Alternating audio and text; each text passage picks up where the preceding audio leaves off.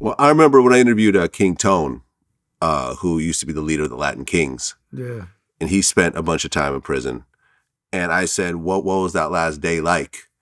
And the answer actually surprised me. He actually said that, he was in tears because he was leaving behind his closest friends, that he had made all these relationships during these years and so forth. And he was going back into into the world where he felt that people didn't care about him in the same type of way. Mm-hmm. And Ohio, I walked out, and I remember about 200 people on the fence. And they hold it tight, and they made me want to come back. Ain't that some shit? I was ready to tell freedom, fuck it, I can't leave them behind. There's some good people that done their bid, deserve to be home, that communities have forgotten about. And I feel guilty for leaving. Because as a gangster, as a leader, as King Tone, as Pachi, some things I shouldn't be here for. That's not your business, the DA's business, nobody's business.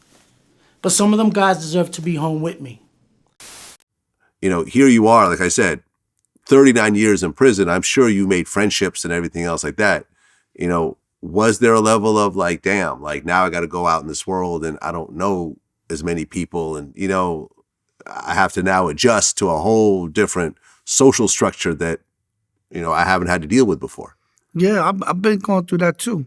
I left a couple of strong comrades of mine in jail. You know what I'm saying? I mean, guys that we was in the field. You know what I'm saying? Like my man Zay, Stink, Scheme. These are all comrades of mine that I left behind, and many more. You know what I'm saying? It's a whole list of them.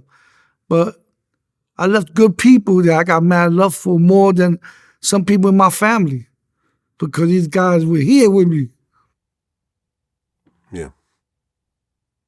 I mean, if you could do it all over again, where do you think that things went wrong for you? If you could, the 56-year-old Blue Boy could go back to that 16, 17-year-old and give him some advice, what would that be? I would tell him not to go in the street life. Stay in school, try to build something better than going back to prison. You know what I'm saying? Or see in prison. Because when you don't have no father figure there, it's hard to be a certain way. Because now you the father in some way. You know what I'm saying? I don't know if you can relate with that, but that's the only thing. Like, I never had a father figure. I looked up to dudes in the streets. The guys that was older than me, those are people I looked up to. And they was in the streets. They was selling drugs. They was shooting people, So those are the people I looked up to. So if I could go back, I would try to have my family move somewhere else, you know what I'm saying, and start over somewhere better. Because the environment I was in at that time, it was drugs. If anybody know about back then, 80s, that was the Lower East Side was the major drugs market. You had every known drug that you can talk about. They came from Lower East Side. Pressure Point came about because of that. The drugs down there. And many things came about that. So if I could change that, I would. You know what I'm saying? But that's a fantasy. We can never do that. So we got to go forward with what we know now. Yeah. I mean, now you're back in New York again, and you see the gang shit that still is happening in New York. Mm-hmm. With drill music, there's been just a bunch of murders that happened recently that was allegedly tied to, gang members dissing each other in records and that type of thing, as well as, a couple of years back, Bobby Shmurda and Robbie Rebel got, swept up in the whole GS9 thing, which, is not your Crip set, but is still related in certain types of ways.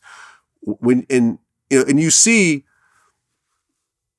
Crips and Bloods that originally, started out in the West, now has really taken a real foothold in New York and the East Coast.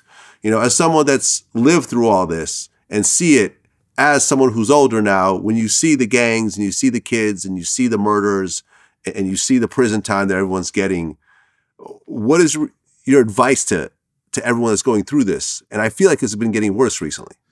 Well, just to expound on that for a moment, I'm trying to start a program so I could talk to the kids, like in schools, juvenile homes, you know what I'm saying, and explain to them, if you keep going down this path, this is what's going to lead you, you know what I'm saying, to the prison, you know.